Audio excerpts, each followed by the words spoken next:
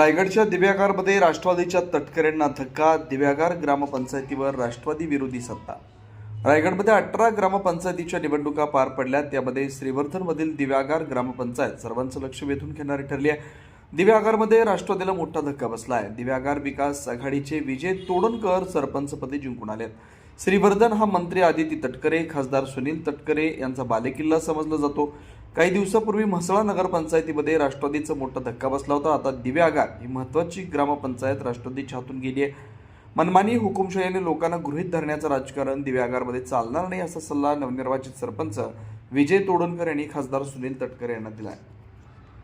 निश्चितपणे आहे. तटकरे साहेबांना किंवा त्यांच्या कामकाजाच्या पद्धतीला दिव्यागरवाल्यांनी वेगवेगळ्या माध्यमांनी माझी सोसायटी बरखास्त केली होती. ती सोसायटी परत विभागीय आयुक्तांकडे जाऊन तो निर्णय माझ्या बाजूने घेण्याचा मी जो आहे तो यशस्वी झालो होतो. गणपती मंदिर ट्रस्टचं होतं, जो भ्रष्टाचार होतं खोटा, जे महाराष्ट्रात काही देशभरामध्ये जिथे घडलं नसेल की आयात हे कुठेही घडलं नव्हतं. ते गावाला फसवून जी केलेली तहाची ट्रस्ट होती, त्याच्या बाबतीत तटकरे साहेबांचा सपोर्ट होता. त्या ठिकाणी निवडणुकीमध्ये माझा विजय झाला. त्या निवडणुकीला दिलेलं मुंबई उच्च न्यायालयातलं चॅलेंज असेल, त्याच्यामध्ये सुद्धा उच्च न्यायालयामध्ये माझा विजय झाला.